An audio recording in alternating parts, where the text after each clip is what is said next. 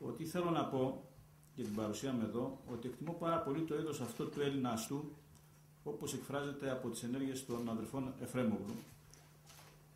Δηλαδή το είδος του Έλληνα αστού ευεργέτη, δεν ξέρω για ποιο λόγο, δεν μπορώ να το δικαιολογήσω αυτή τη στιγμή, αλλά μου αρέσει. Καθώς διάβαζα την ιστορία, πάντοτε είχα μια ιδιαίτερη εκτίμηση διαχρονικά στους ανθρώπους αυτού του είδους.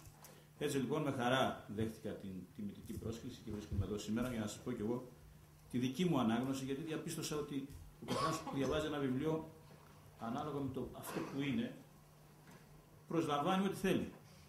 Την ίδια παράγραφο να διαβάσουμε, διαφορετικά πράγματα θα πάρουμε. Λοιπόν, με αυτές τις αγωγικές επισημάνσεις μπαίνω στο θέμα μου. Τι ενδιαφέρον λοιπόν μπορεί να έχει για το ευρύ κοινό ένα βιβλίο για κάποιο χωριό της Ανατολικής Θράκης ή οι εμπειρίες των λίγων κατοίκων του από την προσφυγιά. Πέρασαν κοντά 90 χρόνια από τη μεγαλύτερη καταστροφή που γνώρισε ο ελληνισμός μετά την άλωση και μια συγγραφέας που δεν βίωσε καν η ίδια το προσφυγικό δράμα καταφέρνει με ένα βιβλίο που οι υπεύθυνοι της έκδοσής του από το γνωστό Ίδρυμα Μίζωνος Ελληνισμού το θεωρούν καλό παράδειγμα συνδυασμού επιστημονικής μεθόδου και αγάπης για το γενέθλιο τόπο, να αναπαραστήσει μέσα από τις λέξεις τη ζωή αυτών των ανθρώπων τότε και τώρα και να αναδείξει μείζωνος σημασίας συστατικά συγκρότησης των κοινωνιών διαχρονικά, χωρίς τα οποία οποιαδήποτε συλλογικότητα είναι αδύνατο να ζήσει. Πράγματι βρίσκω και εγώ πετυχημένο το συνδυασμό επιστημονικότητας και αγάπης για τον γενέθλιο τόπο στον οποίο κάνει αναφορά ο πρόεδρος του Ιδρύματος Λάζαρος Εφρέμογλου σε ένα εισαγωγικό κείμενο στο βιβλίο.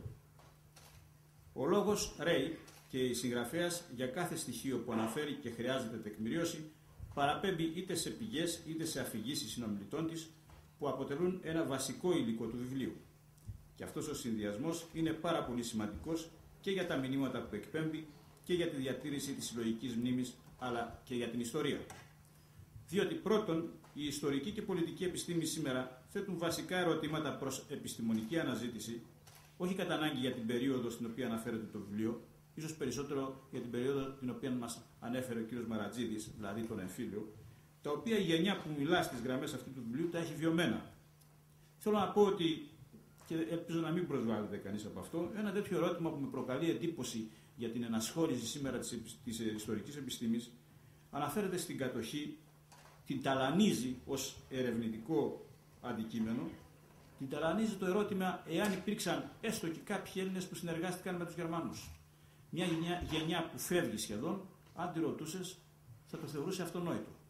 Η ιστορική επιστήμη όμως το θεωρεί σήμερα σαν ένα μείζον ζήτημα, ένα πρώτιστο θέμα προς αναζήτηση.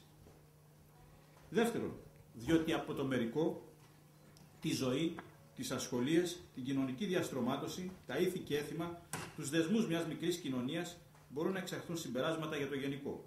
Τι ήταν η Οθωμανική Αυτοκρατορία, την οποία τόσες προσπάθειες γίνονται σήμερα να παρουσιάσουν εξευγενισμένοι, πολύ διανοητές, προτείνοντάς την μάλιστα και ως πολυεθνικό πρότυπο, και δεν εννοώ μόνο τον κύριο Νταβούτογλου.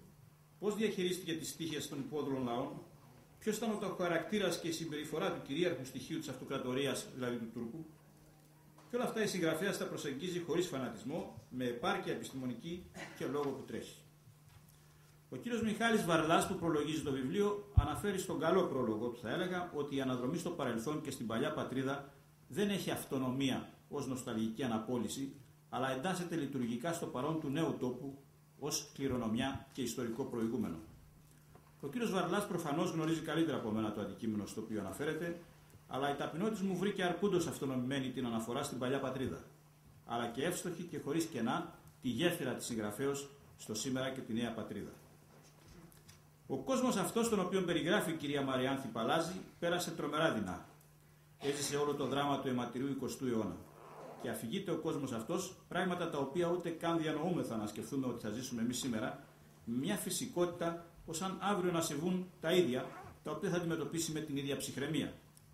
Είναι η συνήθεια σε έναν τρόπο ζωής που δεν μπορεί να τον αντιμετωπίσεις διαφορετικά και ξεπερνά τις δυνατότητές σου. Είναι οι τρομερές εμπειρίες που έζησαν αυτοί οι άνθρωποι μέσα σε ένα περιβάλλον αστάθειας, αβεβαιότητας, χωρίς κάποιος να νοιάζεται για αυτούς. Πάντως, όπως και να έζησαν στον τόπο που γεννήθηκαν, τον θεωρούσαν και αναφέρονταν σε αυτόν ως πατρίδα. Θυμάμαι και εγώ τη γιαγιά μου, πρόσφυγα από τον Πόντο, να κάνει μόνιμες αναφορές στην πατρίδα, χωρίς όμως να θέλει να επιστρέψει ποτέ σε αυτήν. Ποτέ δεν μπόρεσα να εξηγήσω αυτό το κράμα νοσταλγίας και αποστροφής του ενδεχομένου επιστροφής, έστω και για ένα ταξίδι. Πέραν λοιπόν της γνώσης που παίρνει ο αναγνώστης του βιβλίου για τους επιβάτες και τους νέους επιβάτες, τι κάνει το βιβλίο αυτό ενδιαφέρον, αν κάποιος δεν έχει το κίνητρο της εντοπιότητας για να το διαβάσει? Πρώτον, καταρχάς ο τρόπος που έζησε μέσα στο πλαίσιο της Οθωμανικής Αυτοκρατορίας μια μικρή κοινότητα. Οι σχέσεις της με τις αρχές. Ο τρόπος λειτουργίας της υπερκείμενης, όπως θα αρέσκονταν και σήμερα οι Τούρκοι να αποκαλούν τους εαυτούς τους, εθνότητας σε σχέση με τα άλλα υπόδουλα μιλέτια. Οι ισορροπίες, οι ανατροπές, οι προσπάθειες των ελληνικών κοινοτήτων να επιβιώσουν από ένα αρπακτικό κράτος που τους φορολογούσε ασύστολα και να εντοπίσει ίσως κανείς αυτή την περίοδο και την ικανότητα του σύγχρονου Έλληνα να κλέβει το κράτος. Όταν κινδυνεύει η ύπαρξή σου από ένα ανάλγητο κράτος, σκαρφίζεσαι 1002 για να επιβιώσεις. Οι Τούρκοι επέρνανε το 10ο, αλλά επειδή μας έπαιρνανε 40%, δεν έπαιρνανε λεπτά, είδος επέρνανε. Εκείνη την ώρα που το ρίχνιζανε. Είχε μια αποθήκη που τα πάγαιναμε εκεί και ανάλογα οι Τούρκοι έπαιρνανε 40% και αναγκάζονταν οι δικοί μας να σηκώνονται τη νύχτα και να λιχνίζουν. Δηλαδή πήγαιναν τη νύχτα για να μην τους πιάσουν οι Τούρκοι το πρωί και τους πάρουν 40%. Ό,τι μπορέσουν δηλαδή να λιχνίσουν και να το κρατήσουν για τον εαυτό τους. Δεύτερον, η έμφαση που έδιναν οι άνθρωποι αυτοί να μάθουν γράμματα για να αλλάξουν τη μοίρα τους. Δεν εγκατέλειψαν τους εαυτούς τους στον Πειραίο. Δεν αποδέχθηκαν τον ρόλο του δεύτερου.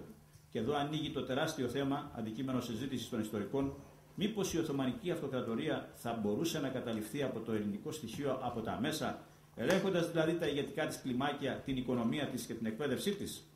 Να παρεδόταν δηλαδή σε ελληνικά χέρια μετά την αποσάθρωσή της. Είναι σαφής και επιτυχημένη στο σημείο αυτό η νήξη της συγγραφέως σε ελληνική αστική τάξη, την οποία αντιδιαστέλει με την ελληνοοθωμανική αστική τάξη, χωρίς βεβαίως να καταφέρεται κατά της δεύτερης, αντιθέτως μάλιστα να σημειώνει ότι βοήθησε το ελληνικό στοιχείο με δωρεές. Τρίτον, κορυφαία προσωπικότητα στην ελληνοοθωμανική αστική τάξη υπήρξε ο Σαράντης Αρχιγένης, γιατρός που γεννήθηκε στους επιβάτες, σπούδασε στη μεγάλη του γένους σχολή, εργάστηκε ως καθηγητής και με τα χρήματα που συγκέντρωσε ταξίδεψε στο Παρίσι για να γίνει γιατρός. Εκεί γνώρισε τον μεταρρυθμιστή Οθωμανό πρέσβη Ρεσίτ Πασά, ο οποίος τον βοήθησε καθοριστικά να ολοκληρώσει τις σπουδές του και να σταδιοδρομήσει στην Κωνσταντινούπολη ως αρχίατρος δύο σουλτάνων, του Αβδούλ Μετζίτ και του Αβδούλ Αζίζ, και ως καθηγητής φαρμακολογίας στην Αυτοκρατορική Ιατρική Σχολή και βέβαιος ως μέλος της ελληνοοθωμανικής αστικής τάξης που προέκυψε από τις μεταρρυθμίσεις. Νεοφαναριώτες. Η τάξη αυτή αποδεχόταν την ιδεολογία του ελληνοοθωμανισμού, ενώ παράλληλα εκδήλωνε τη συμπαράστασή της στο ελληνικό έθνος. Ο Αρχιγένης αποτελεί μυθική μορφή για τους κατοίκους των επιβατών. Ίδρυσε στους επιβάτες τα ομώνυμα εκπαιδευτήρια, τα οποία απέκτησαν τεράστια φήμη και βοήθησαν φτωχά παιδιά ολόκληρης της περιοχής να μάθουν γράμματα. Ο Αρχιγένης είναι όνομα μυθικών, είναι ήρωος, είναι μέγας ανήρ, είναι εκ των πρωτίστων ονομάτων, όπερο πες η κόρη ακούουσιν παρά των γονέων, ως της προτίθεται παράδειγμα φιλανθρωπίας, γενεοδορίας, φιλογενείας και φιλοπατρίας, συνέσεως και επιστήμης. Επί μακρόν έτη, ο Αρχιγένης θέλει επιζήσει εις τη μνήμη πολλών γενεών. Πράγματι, ο Αρχιγένης επιζήσει στη μνήμη των κατοίκων των νέων επιβατών ακόμη και σήμερα στη νέα πατρίδα τους. Μάλιστα, πριν από λίγα χρόνια οργάνωσαν ομαδική εκδρομή στο χωριό του